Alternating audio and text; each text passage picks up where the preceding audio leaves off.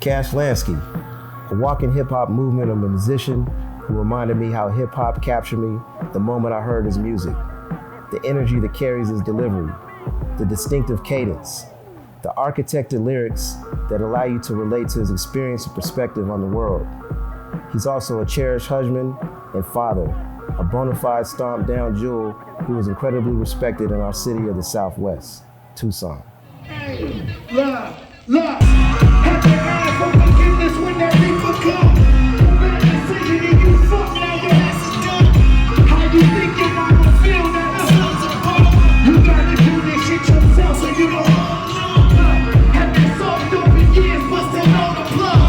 He got everything I drop, he still show me love. Got the type of qualities that you can't teach. Everything is for the taking, so I need to keep.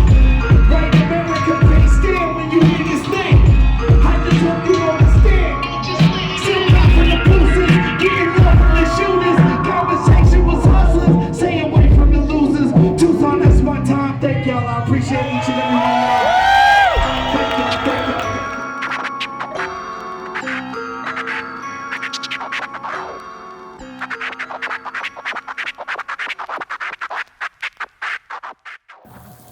All right, brother, so where does the name Cash Lansky come from?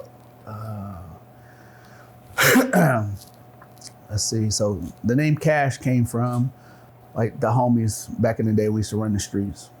That was just something that was kind of like what we was after. You know what I mean? So I took Cash and I ran with that for the longest. And then you remember when MySpace first popped off. When I went to go put my name up there and I wanted to, show my music, there was probably like 50,000 Cashes out there. It was crazy, bro. So I was like, dang, man, I'm gonna have to change my name. And I didn't want to change Cash. Like it felt like it was me. Yeah. So I was just like, what am I gonna do? So I was like, I always thought rappers with two names was dope. You know what I mean? So I was like, let me figure out what I'm gonna do. I'm a real big fan of mob movies. Yeah. And Meyer Lansky always been like one of my favorite mob guys. Yeah. So I was like, man, I'm gonna run with this Lansky. And I remember saying it one day, and the homie was like, that's it. I was like, why you say that? He was like, man, because it just sticks. Like once you see it, hear it, you'll always remember it. And I've just been running with Cash Lansky ever since, bro. Yeah, it does have that stick to it. When you say it, it's like Cash Lansky. It's like, all right, well, even if you don't know what it is, it makes you want to go look. Yeah. What's this? And then especially when you be like, Cash Lansky, and you see it's a black dude, you're like, hold on, what the hell? So yeah, man, it just felt like it had a good ring to it, so I stayed with it. And just to piggyback off of Cash, like when I hear Cash, I hear like an urgency to go get it. Yeah. And it's like, I've seen you perform a few times. And when I recently saw you at Club Congress, it really dawned on me the Cash part, that urgency, because your delivery and your energy when you perform is electric. You know, I seen you jump to the corner of the stage, the other corner, the floor with the audience, and it was felt, like when you perform Time and Impeccable from May All Your Dreams Come True. Like I felt that shit. Hell yeah. With the choir when it comes in. Hell yeah. I'm like, and this is just something I want to put out there. Like, I hope to see you perform that like in a stadium one day. Man, that's the dream, bro. Yeah. I don't even want to say it's a dream. That's my goal. And it's going to happen. Yeah. And like, I want to do it with the choir, with the band, and like go all the way out. Like you see in the video, we used the choir for that joint. But man, I think when it comes to music, like I like creating music, but performing is probably like my favorite thing to do, because that's my chance to get you to feel how I feel. Right. And if I can make you leave there feeling the way I felt when I created that song, or how I think that song should feel, then I feel like I serve my purpose. Yeah. But yeah, going back to the Cash name, it's funny because the urgency of it is like, go back. When people spell my name, like they put it on flyers and stuff, they always want to put a $. Yeah. And I always make them take it off. I hated it. Since I've been rapping, I've always hated it. Like it's more than just that $. You know what I mean? like you said, man, it's urgent. Like we know the power of cash. Right. It's a dollar bill, it's a piece of paper, right? But we know how much it can change people's lives. Right. You know what I mean? Right. So that's where I kind of turned it into the art part of my music. Yeah, I definitely caught that, and like I said, I want that to manifest for you, brother. Hell yeah, I appreciate that. Yeah. So, where are you from, and what made you decide on Tucson? So I was born in Pittsburgh, Pennsylvania. Okay. I left Pittsburgh in '91, moved to Anchorage, Alaska. Yeah. And then I moved to Tucson in '99. Okay. And all those moves was just my mom. Like, we had family that lived in Alaska. My mom was trying to switch it up, different lifestyle, something better for her kids. So she shot up to Alaska, stayed up there. That's pretty much where I was raised, man. That's where I, became me. I think it's probably like 97, 98. My mom got arthritis real bad. So the cold was always messing with her body and her bones and stuff. So she was trying to find somewhere to move. We just happened to meet this family that was from Tucson.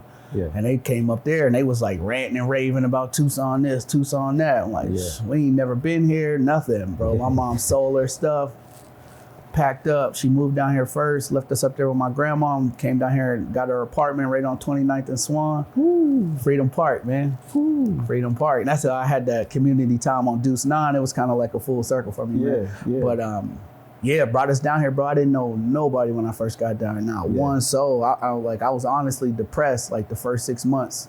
Yeah. And a culture shock. Yeah. It was completely different for me coming down here, man. It was like a whole nother world that I had to adapt to. But yeah, man, I've been here since. Yeah. That's interesting you said Pittsburgh, because every time I see you, it's like a color coordination. You'll include yellow somewhere. And it's crazy because I don't do it on purpose. Okay, so that's not a stealer thing? Okay. I got a steel tattoo on my neck, man, but it wasn't anything to do. But for some reason, it just plays a part. Okay. My wife said the same thing. Yeah. Where and when did you start making music, and how did it expand from there? So I got an older cousin named Shadiq, live in Alaska, and he's been in music since I can remember. Since I got to Alaska, he was already doing music, playing trumpets, learning sounds, messing with the keyboard and stuff. And he was like he was shit. He had to be about 16, 17, probably 15. And seeing how he was just so in love with music just inspired me to just want to try to even do it. You know what I mean? Like, let me try to write some rhymes and shit. And I remember trying to rhyme like ice and nice together, and I just couldn't get it, like, you know what I mean, like him. But it was just, it was challenging, man. And I think, when it comes to creating music, it's a puzzle, and you just got to put it together. Yeah. That's how I see it. And so I used to see how he would be in the studio, and he would be writing, and he would do all these songs. Like, he would record these songs, and they wouldn't come out. But he was just getting better and better. So I understood that process of it. Okay, as long as I just keep doing this, I can get better at it. So I would write here and there, but I would never like rap in front of people because I was always, man, afraid, because if you trash, man, it's bad, bro. You know what I mean? Like, especially back then. Yeah. If you can't, real quick. So I remember this one time when I got down here, they was rapping in the bathroom in high school, Rincon. Yeah. And I was just like, man, I'm finna jump out the gate on this one and see how it goes. And I remember, bro, I kicked like 12 bars, and everybody was just kind of like, oh shit, we didn't know that nigga could do that. And I was just like, oh, okay, I got something. You know what I mean? Yeah. So my partner that passed away, I think Serrano, you remember him? Yeah. So his older brother used to go to the studio all the time. Just tag along with him, man. And I just remember recording my first song and just hearing it and just being like, bet, this is what I'm gonna do. You know what I mean? And there was just that moment, bro, where I just felt like I really want to try to do this and see what can come out of it. And I think that's what keeps me going this far, because I want to see what the end result is. So that was that moment for you. Yeah. That's what I wanted to ask you. That was that moment. I think when I first heard my first recording, I really didn't care for my voice at the time, but that's like figuring out who you are. You know what I mean? Because there's a lot of people, once they hear their voice on the recording, they're like, oh, I hate my voice. Awkward. But I realized that was my uniqueness, was my voice. You know what I mean? Because I used to always be like, damn, how come I don't sound like them? How come I don't do that? But once I realized that was my uniqueness, I was like, oh, it's game time. And that's wild, because the first time I heard you, your voice and your cadence is what separated you. I was like, this shit is way unique. Yeah. And that's what I like the best. You know, so it's wild. Like, sometimes we might think like, I don't like this or that. Yeah. Bro, I fought with that shit for a while, man. Damn, how can I try to enunciate this different or have a different cadence? But I'm like, yo, this is me. Like, this is my art. You know what I mean? Like, you can't tell an artist how to use his paintbrush. You can't tell me how to use my voice. You know what I mean? So I ran with it that way. I really, it comes off gold. Thank you, bro. I appreciate that. So what were you doing? Paint a picture of what you were doing before you decided to pursue music. Hooping. Yeah. Basketball was truly my first love. You know what I mean? I remember spending hours and hours practicing. Me and my homeboy Serrano used to go to Eastside Place on Pantano. They had the hoop that was outside, and they used to have the lights that you could turn on. And I remember all the homies would go out and play, you know, go to parties and stuff, and me and him be out there shooting jump shots, dribbling hours, 4 o'clock in the morning, him and I out there playing. That's kind of like really all I really did was play basketball, bro, and hustle. You know what I mean? But that was it, man. It's crazy now I think about it, because I really went from like, I think when he passed away, my love for playing basketball kind of went away. And it's crazy. Like I just figured that out, because I'm like, damn, I don't hoop no more. But that was like the after effects of that. Man, hoop, work, hustle. And basketball is all about running with the pack, and then you splinter off from that pack. You might have one partner that you run with heavier than everybody else. So I understand that when you say, like, when he went, the love went as well. It did, man. It's crazy. It really did. Like, him passing away kind of fucked me up. Left me kind of lost in a bit, because everything that we kind of had planned in life was kind of, we gonna be involved in it. Like, you start this business, I'm gonna start this, we gonna do this, we gonna do that. So when he passed away, it was just like, dang, everything that kind of went with him just kind of like went with him. And I just kind of let basketball go. Still a fan of basketball for life, but just that everyday grind of playing basketball and trying to go to the rec centers to hoop or try to join a league. It was just like, nah. And then I had my oldest daughter already, and then my youngest daughter, she was probably, 6 months. She was probably 9 months. So I had already had 2 kids by then. So responsibilities was really kicking in at the time too. You know what I mean? So it's kind of just like, all right, we're just gonna push it to the back. And that's interesting. You said that about him. You know, as I was telling you before we got on air, I went up to California last week, and I was listening to the new Nas, and I was listening to you. And that's just how I see you, the respect and the reverence I have for you as an artist. And I'm hearing you talk about, you know, when he passed away, it made me think of Nas. That was your ill will. Facts, bro. Facts. You know, easily. I always compare certain stuff that like, I feel like even in Paid in Full, like I was Ace, he was Mitch type shit. You know what I mean? Like that was my guy like that. So yeah, man, but that was another motivating factor as well when it came to this rap shit. Like he was the one that kind of put the battery in my back and was like, nigga, go. Like, I remember this time he had, there was some kind of like rap battle. It wasn't a battle, it was more like a rap competition, and it was in Albuquerque. And he read it in maybe like a Source magazine or some shit he seen it in. Bro, no hesitation. He was just like, yo, we going. Yeah. I'm like, bro, I ain't got no bread to go out there. Don't worry about that. Don't worry about no gas. Don't worry about no hotel. We going. Yeah. And I remember getting out there and we found out like it was some bullshit. Like you had to pay like $500 to get in the competition, all type of shit. But still, just the fact that my mans was ready to hop in the whip for this rap shit just for me was crazy to me, bro. So that was another factor that was just like, all right, you got to do this. Yeah. It's almost like my promise to him for me to continue to do this rap shit because of the belief that he had in me. Yeah. And that's a fire that'll never burn out. Ever. As long as you breathing, that'll never fucking burn out. Ever, bro. You know, so yeah, that's the blessing of it. Yes, sir. You know, and kind of to loop around back to other artists, what were some of your biggest influences as a musician, and how did they influence you growing up? It's crazy because I don't think I had like one certain artist that just influenced me. I have to give like thanks and praise to my grandma and my mom for always playing fire ass music around the house. Yeah. Like I don't think I've never heard my grandma listen to anything whack, bro. You know what I'm saying? Like that's crazy to say that, but just thinking like even my mom, like even when it came to gospel music, like they were still listening to fire ass gospel music. Yeah, it just you even if you weren't paying attention, once you heard it 2 or 3 times, you're gonna be singing along to it. Yeah. Cleaning the house, listening to gospel music. Yeah.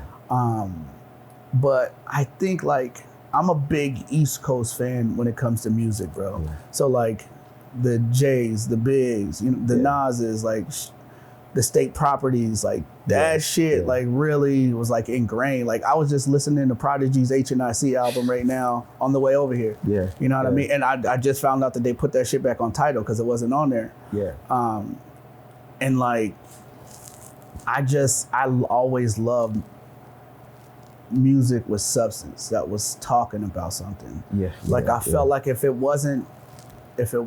didn't have any substance to it, and if it was just bullshit, bro, like it wouldn't even register in my head, or it almost made me feel like I'm not learning nothing. And that was one thing that I always took out of music, man.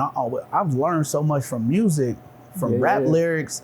You know what I'm saying? Like I always see people like, oh, rap could be bad. Yeah, rap can be bad. It just depends on what you're listening to and how you take it and how you're applying it to your life. Right. You know what I mean? And you know, I didn't grow up with my dad.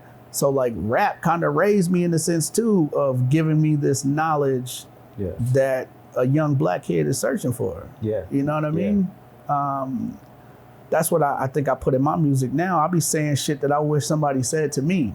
Right. You know what I mean? Right. Growing up or shit, even now. Yeah. I still say shit. I'll listen to something I said like, damn, nigga, I needed that. You know what I mean? Like to keep moving, to keep going, the motivation. So that's what I try to do.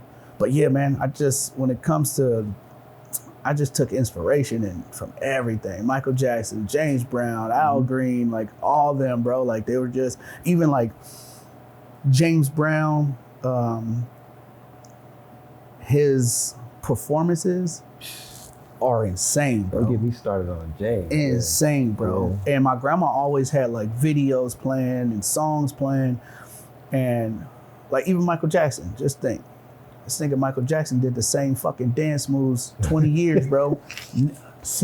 But they was always so cold when he did it. People was passing out when he did that shit. Exactly. Like Michael Jackson probably has one of the greatest Super Bowl performances ever. Oh, yeah. This nigga stood for like 5 minutes and didn't say a word, and people, bro, what? And I'm still trying to do the moonwalking king, bro. You know what I'm saying? That energy is. I understood that as a young kid. Yeah. So, I knew like when I wanted to perform certain stuff or songs, I knew I wanted to always be energetic. Yeah. And I always got that from that era of performers. So we have a lot of similarities. So what I'm hearing from you is like your mother and your grandmother, they put you in alignment. Oh yeah, for sure. You know, musically and just, I'm sure everything else. Yeah, respect, manners, respect, how to treat people, everything, man. I learned that from my mom and my grandma. Yeah, absolutely.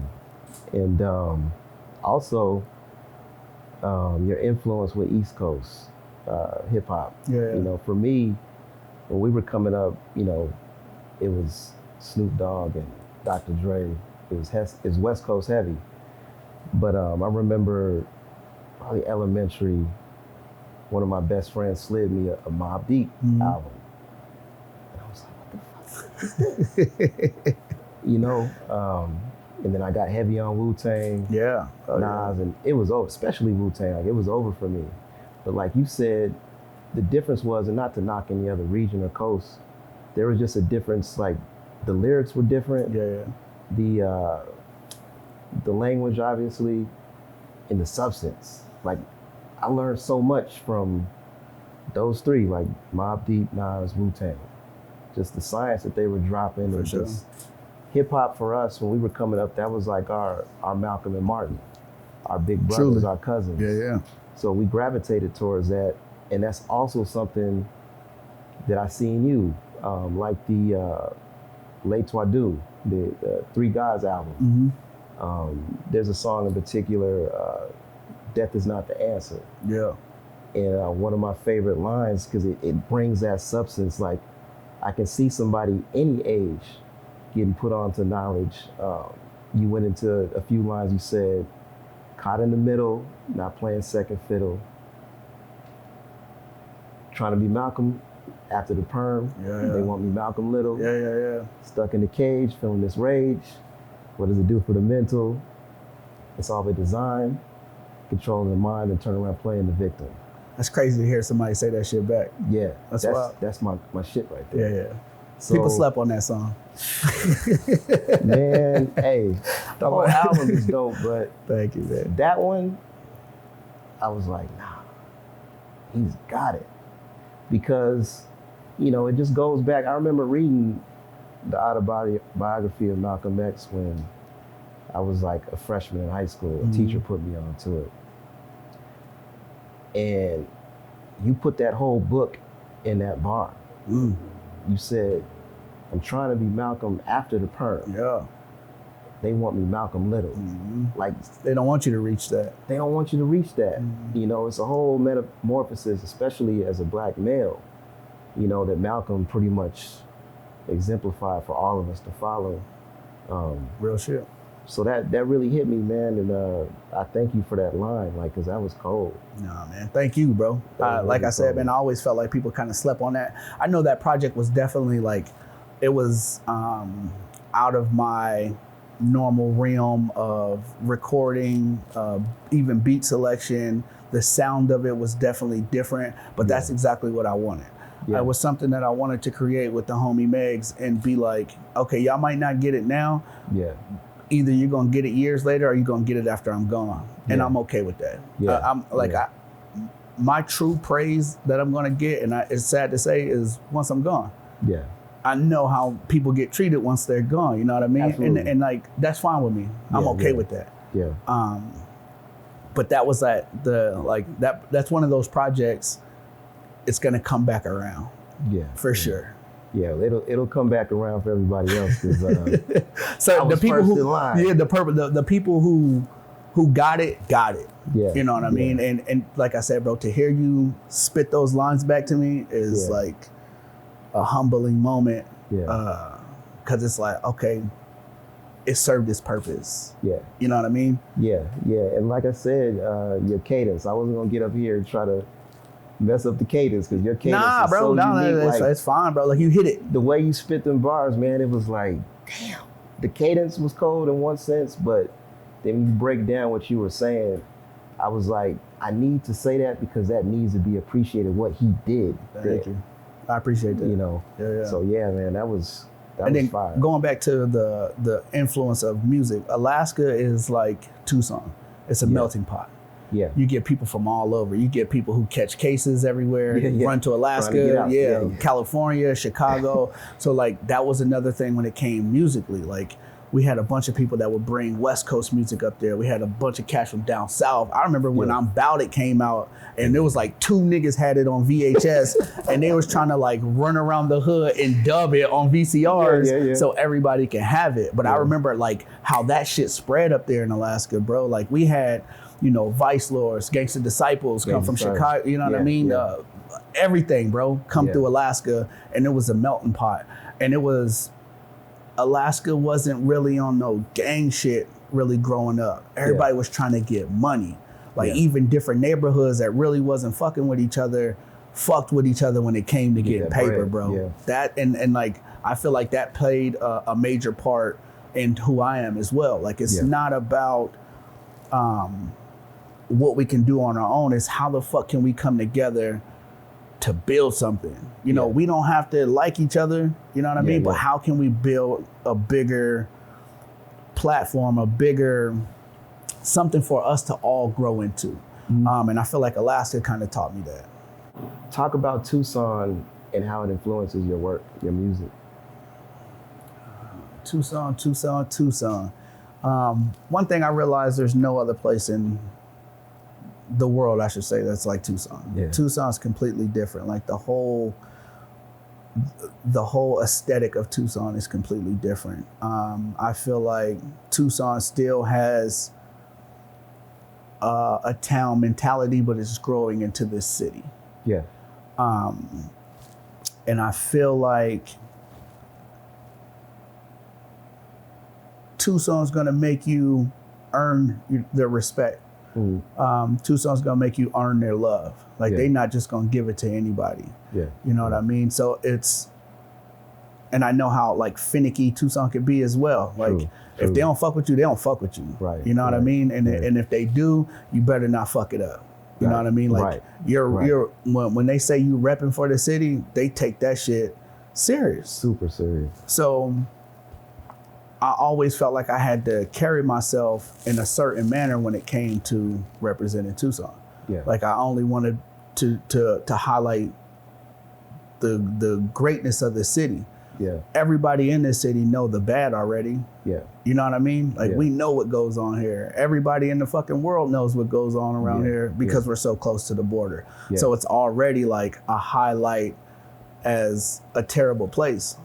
Everywhere is a terrible place if you go look for it. You know what I mean? But Tucson has this fucking, the beauty, man. You know what I mean? And it's, I was thinking this the other day, bro, like all these other cities, they have all these bright lights, big buildings.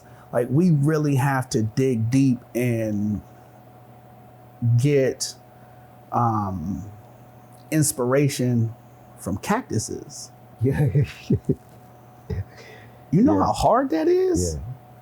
But a cactus is strong though. A cactus is exactly. That was my point. You see a saguaro cactus, just to drop a gem, it takes 10 years just to grow an inch. Come on, man. So what kind of, resiliency and strength you gotta come from that? So that's like, I base everything off of that. We have to get inspiration from that. And if you dig deep enough, bro, there ain't nothing I can't do. That's the mentality Tucson gave me. There's nothing that I can't do if I don't put my mind to it. Like I always feel like people say like, you can do whatever you want if you put your mind to it, but you have to be able to put in that work that goes behind it.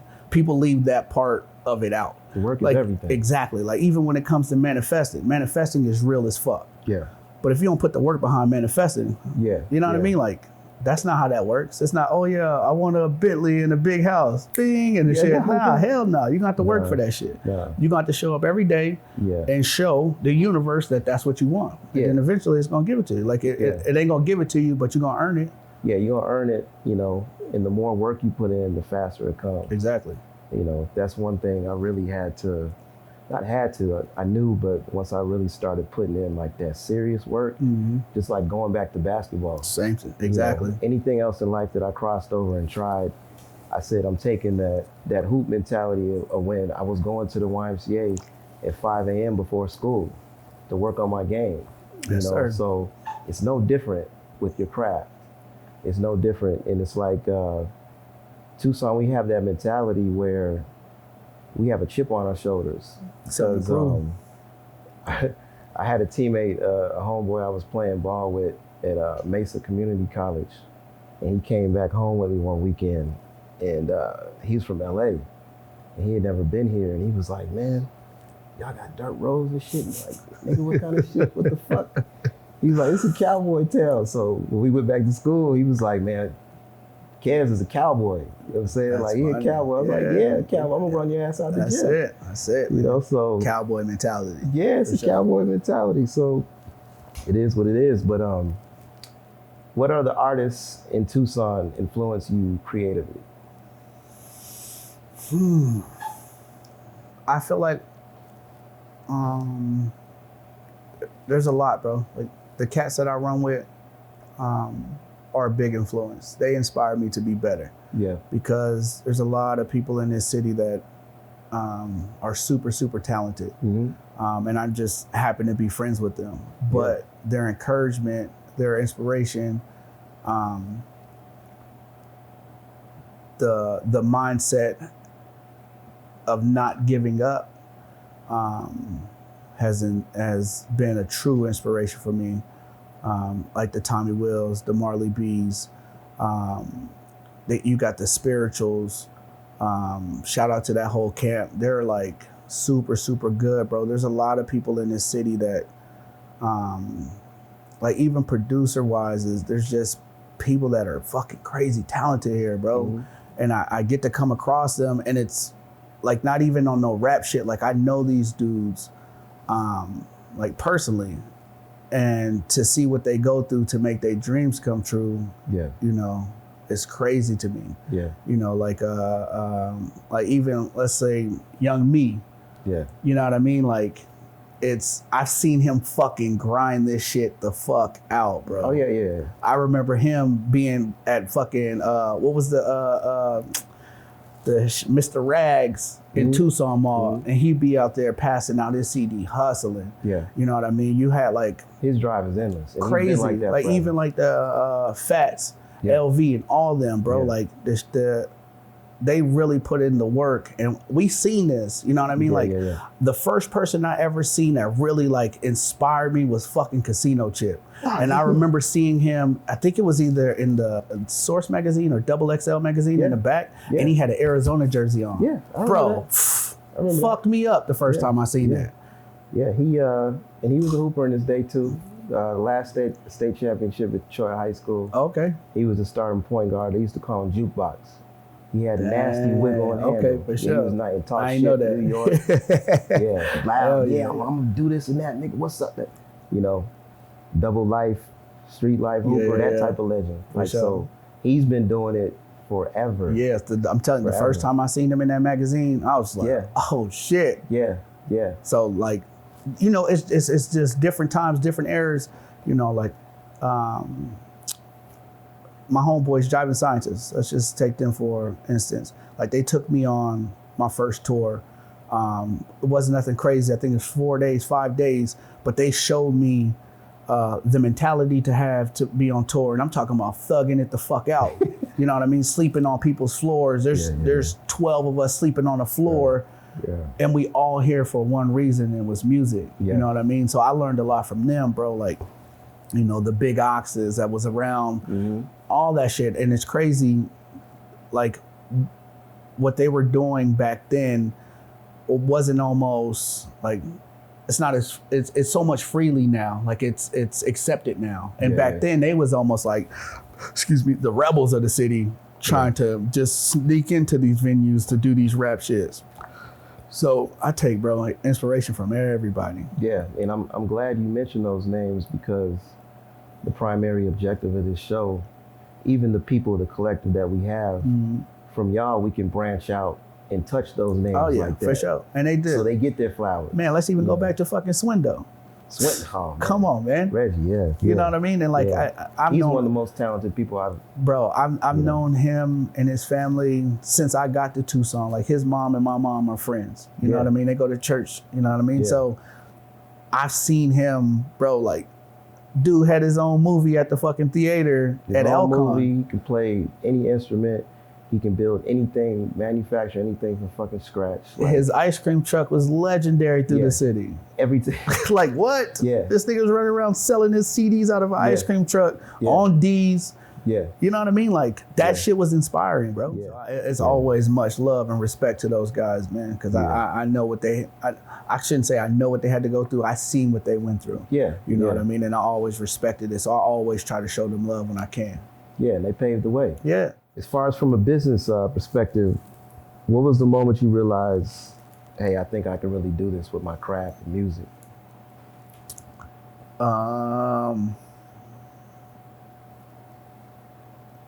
Probably like, see, it's weird, bro, because when it comes to like I've sold out shows for my Simplicity party, my first album release party in 2012. I think we were probably like 10 people away from capacity. First album release party ever. And I had the support of the city. It was insane. It was crazy. And I'll go back a little bit before that.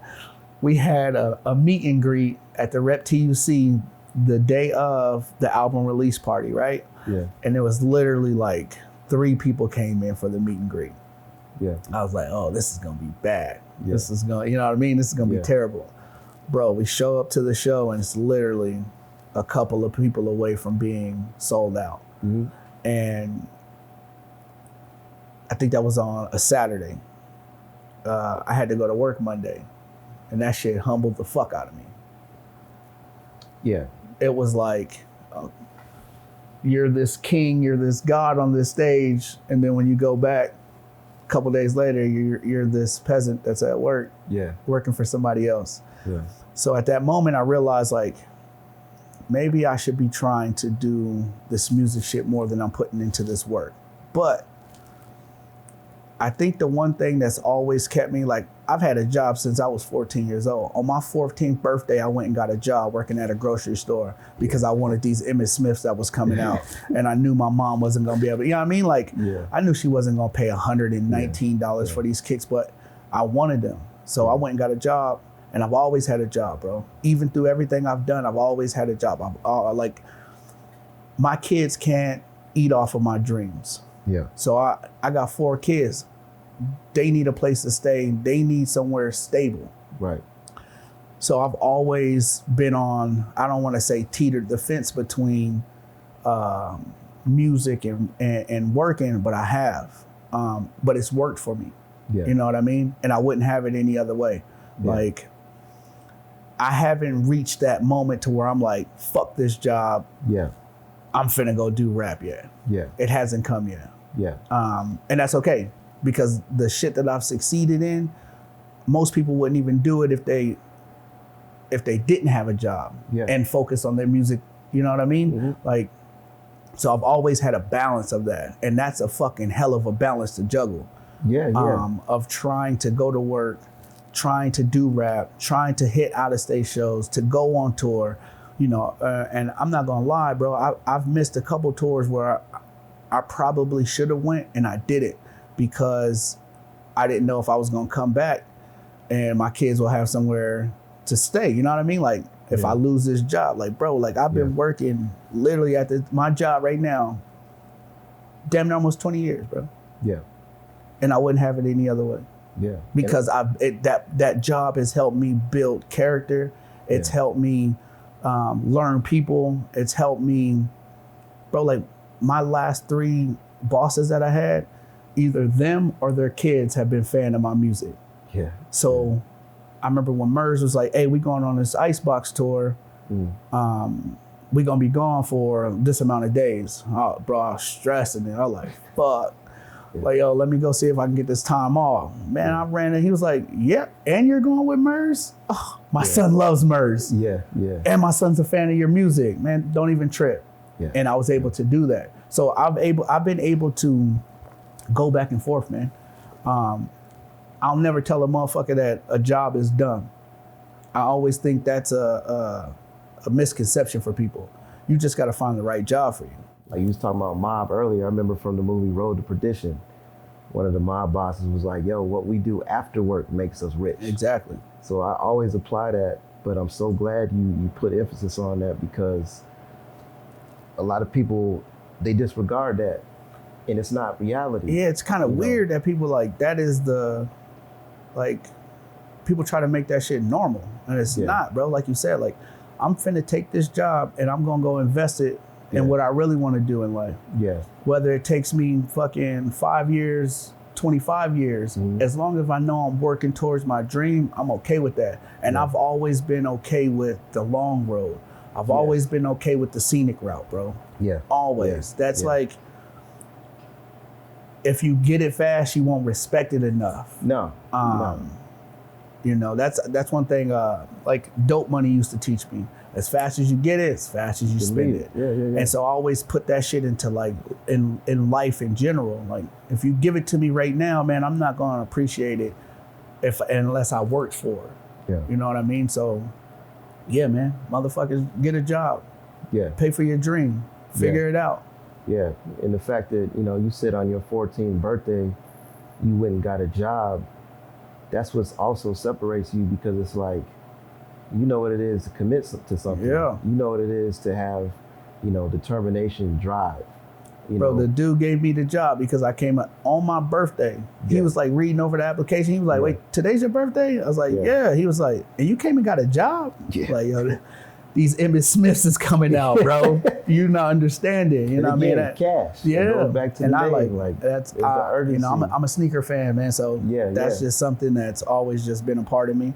My kick's different. Like you just posted the other day, I was rolling, you said, make sure your shoes is clean. Yeah, bro, because I feel like that shit's important, man. Yeah. You know, people, and it's crazy, like, I don't want to say the world is shallow, but the first thing a person does, they walk up to you, they look down at your feet. They look at your shoes. And it's people will treat you how your shoes look. Yeah. And it shouldn't be like that. It shouldn't. But at the same time, like, if you're keeping your shoes clean, that lets me know you're putting a little bit of effort into your everyday thing. You know what I mean? Or if you iron your shirt. Yeah. Like, I gotta use an iron, bro. Yeah. Like, there's no way. Like, I enjoy ironing. Yeah. Which is weird, but because I know how it presents. Yeah. When you see it, you like, damn, that's a crisp ass tee. You know what I mean? Like, I hit this motherfucker with the iron and some starch. Like, it's a sense of pride. It's a sense of pride, you know. And it's funny, like, on the flip side, one of my best friends, every time you see him, he might have some dirty kicks, you know.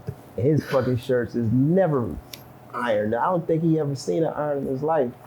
But this dude will have like 50 different gigs and side hustles. Like, he gets to the bag.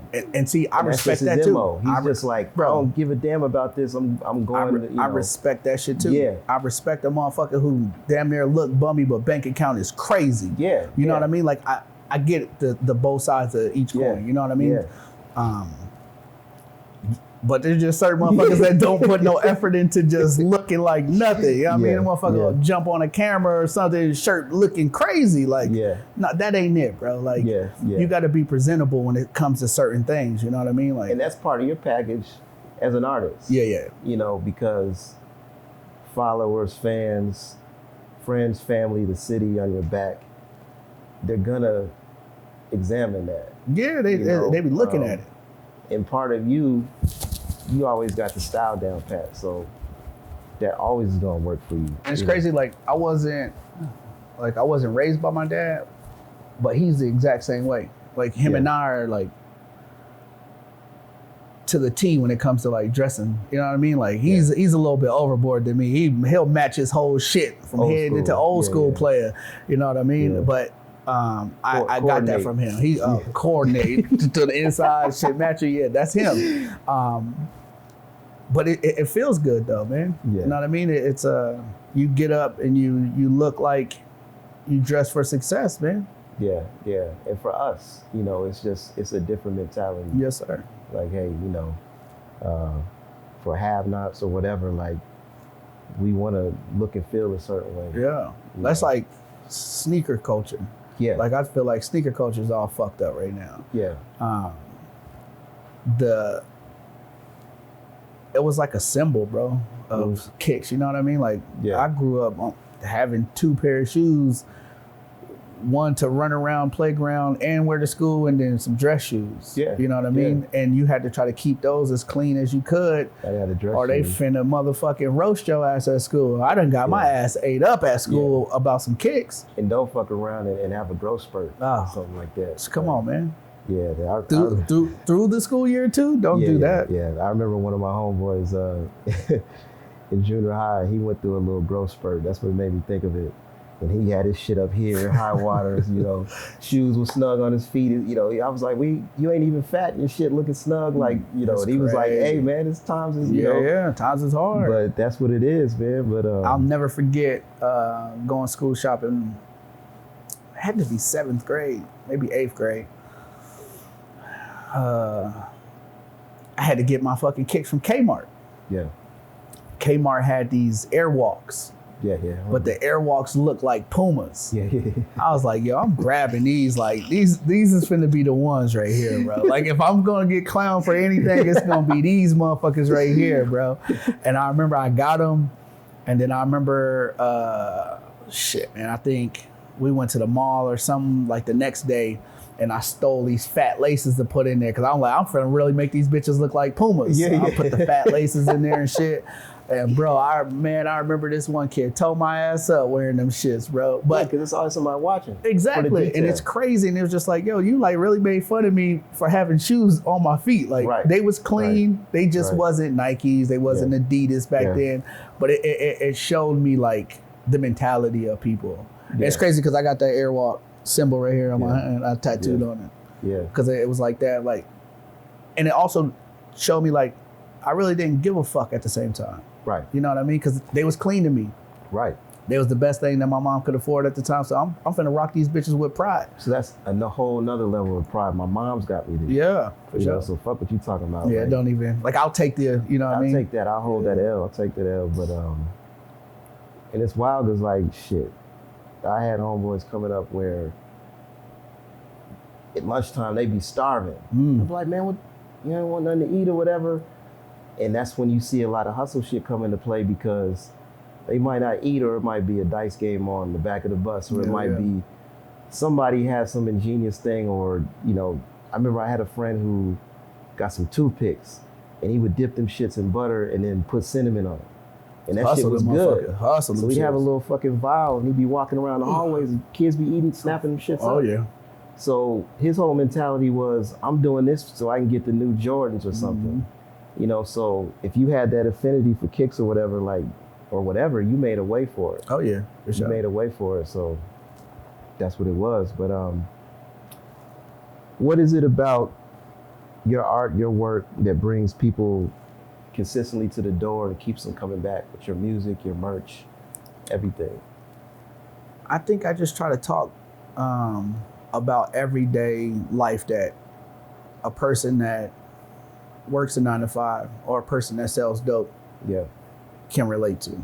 Yeah. I realize like how much music really connects with us on a level I don't know if anybody could ever explain, but music kind of like guides our lives, bro. You know what I mean? And the things that I feel like I talk about, somebody struggling to maybe make it through a day-to-day or just even the hour, bro, they can put on my song and be like, all right, man, Cash told me it's gonna be all right. I believe him. Yeah. And just trying, like, that's my favorite thing to say. Like, when certain songs come on, I'll be like, yo, do you mind if I talk to your soul for a minute? Because your ears is gonna pick it up, but I want your soul to listen to me. You know what I mean? Not just hear me. And people don't understand there's a difference between hearing and listening.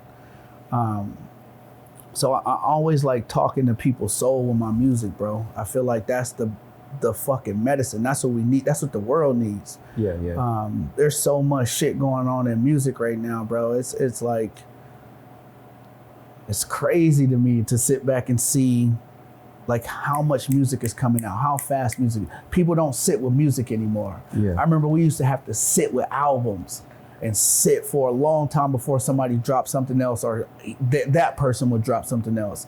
Like right now, music drops, you'd be like, oh, that shit's a classic. Like, wait, what? So we had to wait. We had to weeks. wait exactly to listen to this, to dissect it. Like going back to what you said, like you repeating my lines, like we had to sit and understand what the fuck they were saying before we'd be like, that shit's a classic, yo. Yeah.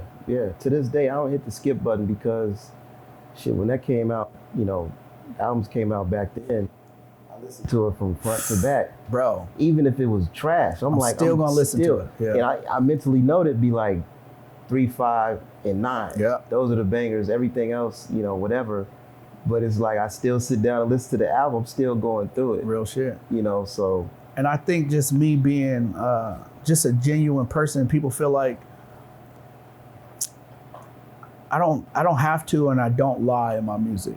Yeah. So they feel the authenticity of it and be like, yo, I can fuck with this. I stand by this guy. That's another thing like people don't realize is when somebody's a supporter of you or a fan of you, like they're vouching for you. You know what I mean? Like you're a part of these people's lives. Yeah. So they look at you in a certain sense to where like you have to hold this certain respect for yourself, and the things that you do in life almost reflects them as a person. Yeah. I think it gets deep like that when it comes to music.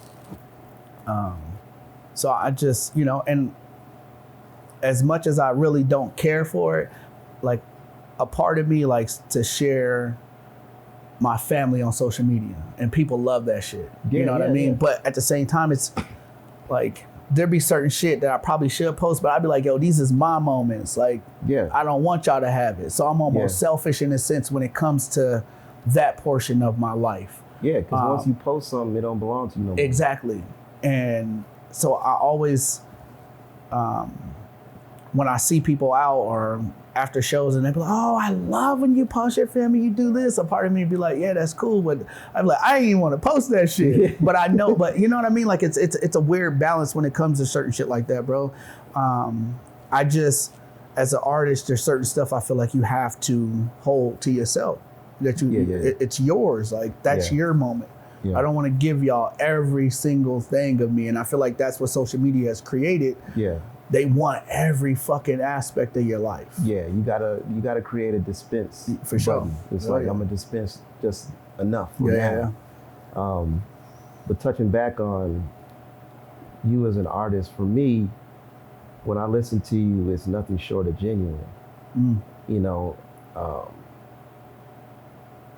What you hear is what you get in real life. Yes, every time I come across you, I'm like, he's talking that shit that's really authentic. From how you move to how people respect you as a stomped down, thorough individual in the city. Like, it comes across in your music. That's love. And I think that's pretty cool because growing up, the people we listened to, we didn't know anything about them. Yeah, not at all. We took their word. Like, and you grow up and you learn certain things and it's like, oh shit. I wish I wouldn't have known this, that, and the third or whatever. But with you, it's like every line I hear, I'm like, it's genuine. Because of the person he is. Like you said, speak to their souls. Like, I understand that because it's felt.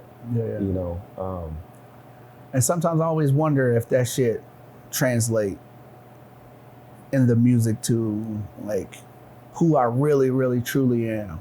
Because you don't have like these, I don't have these conversations with people like this all the time. Yeah. So we just dissect and be like, yo, this is what I listen to, or this is what I hear when I hear your music, and you're that person.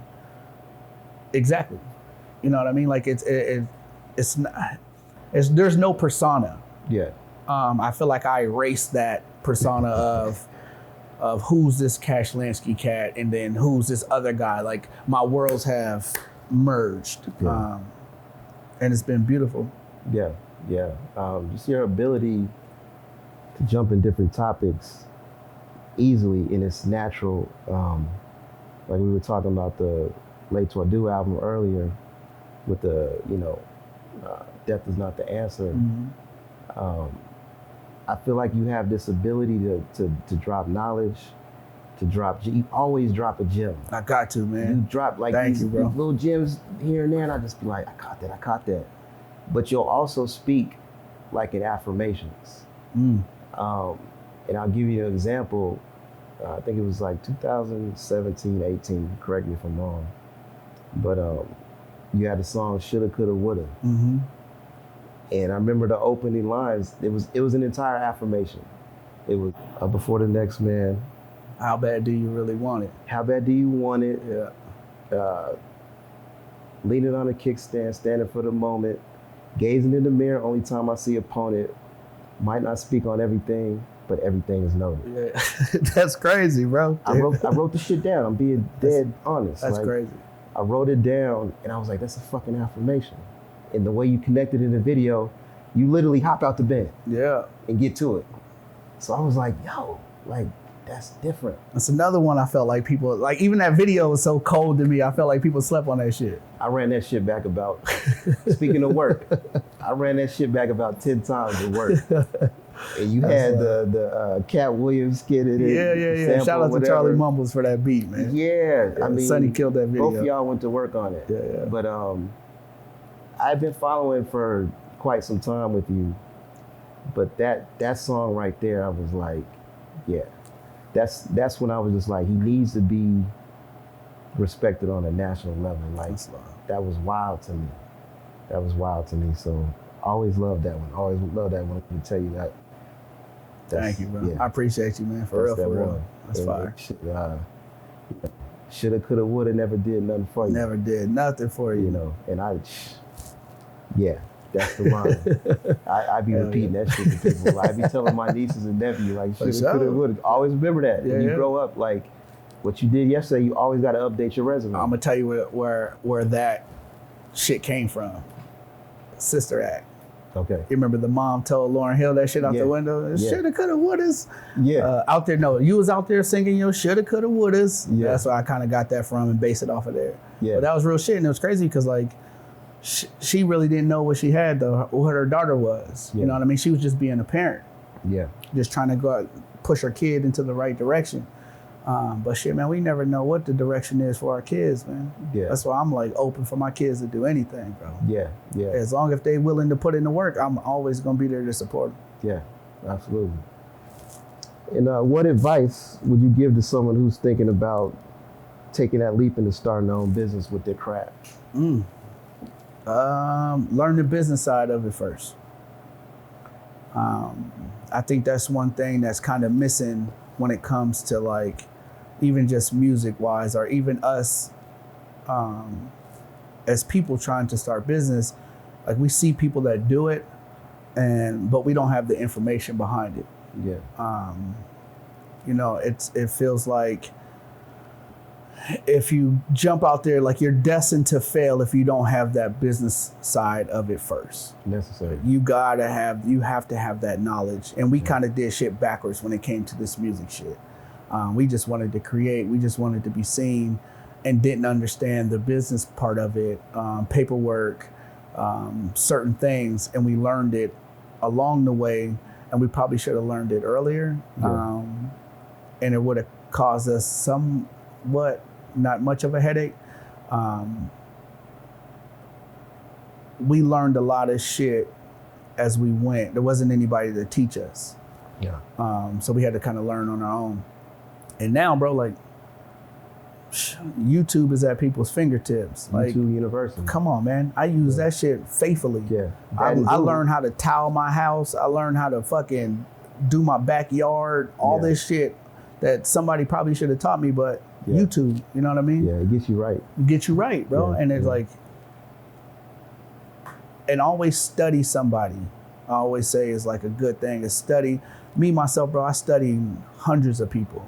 Yeah. Like, every interaction I have with a person is a studying session. Yeah. Because you never know what you could take from a person. Yeah. Good or bad. Shit, I can learn something bad from a person and be like, oh, I won't do that. Yeah. You show me not to do that. Yeah. Somebody always said, like, that's a wise man learns from the mistakes of others. A smart man goes through the mistakes of his own, or some shit like that. Yeah. So I've always kept that. Like, I'll let somebody else go through it and see how they move and how it turns out, and be like, nah, I'm not gonna do that. But for me, bro, you can ask anybody. I think I said this on another one. I'm always willing to give information for anybody that needs anything in this city that's coming up. Contacts, emails, a person's IG. Like, I don't hold or harbor information from nobody, bro. You know, and I know people before that would do that shit. I still know people to this day that'll fucking harbor an email and be like, yo, you already used it. You don't even fucking need it. Like, if you know this kid push me in another direction, and we supposed to be bro, you call me your bro, right? Like, you should be like, take this. And I'm the opposite, bro. Like, even if you not my bro, and you just up and coming and I see you willing to put in the work, here's that, bro. Because that might be the one that you need to change your life. Even if I used it and it didn't work for me, this shit might be the one that you need to fucking send you to the moon. And I'm okay with that, bro. Like, good karma. It's that good karma, you know, giving it the information. My discretion with that is always two things. You know, I try to tap into your level of seriousness. And are you willing to put in the fucking work? That's it. Because if I see that you're not doing any of those, that's when I'll hold the info. Oh yeah, like, and as you should. You know, like I'm exactly the same, bro. Like, I'm not just finna give it to you just because you want it. You're gonna have to show that work somewhat, bro. You have to show me that you're serious about this shit and you want to take it. Like, I'm not gonna just give you the information and put my name on there. Like, oh, Cash gave me this, and you fuck this person over. Like, you fuck the person over, and then, you know, it'll be people that'll try to lily pad off your shoulders. You know, they don't want to put the work in, but you put in a decade. You know, it's like, hold on, I put the fucking work in. Like, you can't just shortcut the line. Like, nah. So that goes back to that thing, guys. If it's just kind of given to you, you don't respect it. You don't respect it. You know, and if it's meant for you, shit, it's gonna pop off either way. But in closing, brother, tell the people how they can find you. Social media for shows, upcoming album, merch, whatever you want to share. Everything on all platforms, music platforms is Cash Lansky. Instagram, Southwest Lansky. Facebook is Cash Lansky. I got some shit in the works, bro. I got a show coming up. I don't know when this is gonna air, but I got a show coming up December 16th at Thunder Canyon. That's just gonna be pretty cool. Lineup is solid. I got some videos we working on right now. I got like, 5 different projects I'm working on right now. Like simultaneously, like bouncing back and forth. When those come together, I'm gonna try to flood next year, bro, with just some super, super dope shit. My shows are gonna be limited next year. I feel like I've reached that point performing in town.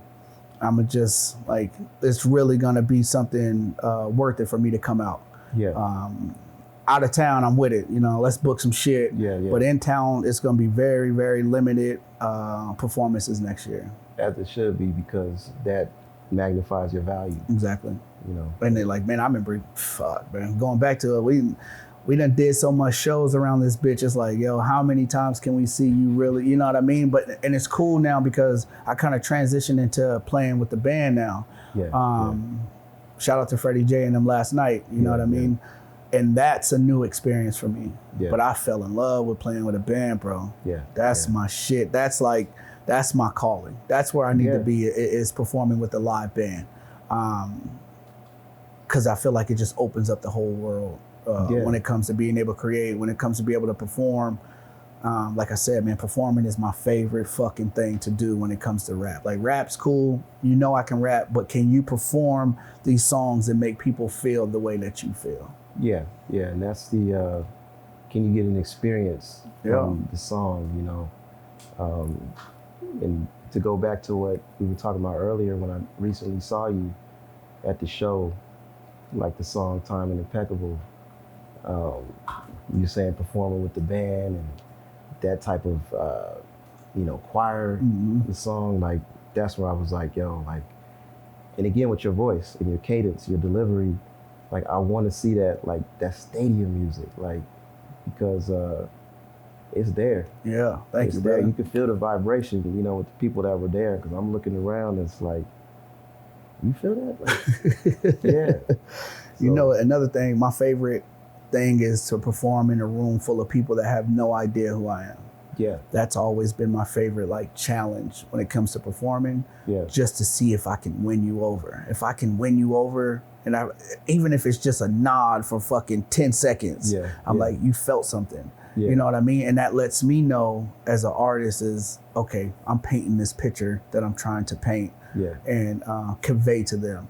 Yeah. So that's my favorite thing, is to perform in front of people who have no idea who I am. Yeah, yeah. And I caught your eyes when I was watching you perform, and I seen how you was heat seeking. Yeah. Like, let me see. Oh yeah. What's the one? I like looking people in the eyes. Yeah. Like you hit a bar, and then you pause and look at somebody, and I was like, yeah. That's my shit, man. I love that. Yeah, and I could tell. That's why I said, like, he's a natural performer, so it connects to hear you say that's your favorite part is performing. Thank you, man. I appreciate that, bro. Yeah. So. Shout out to my mom, man. My mom used to make me go to this thing called preamp program when I was in 5th grade, 6th grade.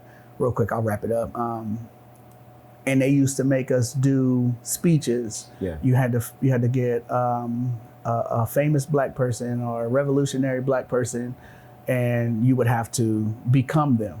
And you would have to talk in front of 50, 60 people, all the parents of the kids that came, and then all the counselors and stuff that was there. And like, they would make us do this like 6 times a year. So you had to pick 6 different people, you know what I mean? And like Malcolm X was one, Marcus Garvey was one. What's the tennis player guy's name? Arthur Ashe. I had to be Arthur Ashe. So I had like the shorts on, and you had to dress up and really speak as this people. And I remember like we would sit there and we would go over the words, and then rest in peace, Dr. Thomas, she would be like, say it with heart. Yeah. Say it with your chest. Like, this was before Kevin Hart. And she would like, this older black lady from LA, didn't play no games. And she would make us say this shit firmly to people. She was like, I need to believe that that's who you are. Yeah. And I took that shit. And that's why I want people to believe who Cash Lansky was. Yeah. And that's beautiful, man, because we don't understand how people like that are so prominent in shaping our lives. Facts, bro. So first of all, shout out to mom. Shout out to the hell moms, yeah. Because, and she forced us to go kinda, but then we fell in love with the shit, man. Yeah. We fell in love with it. Yeah. And look, fucking 20 something years, 30 something years later, here I am still using those tools in life. Yeah. It's crazy. Well, it's panning out for you, brother. And we rocking with you heavy, the whole city of Tucson. Love, man. We love you, appreciate y'all. So we gonna be with you along the journey. Thank you for coming through. My guy, appreciate you, man. For real. Yeah. I've been consistent. Heart of a bull and I play like a biscuit. You can tell that I'm listening.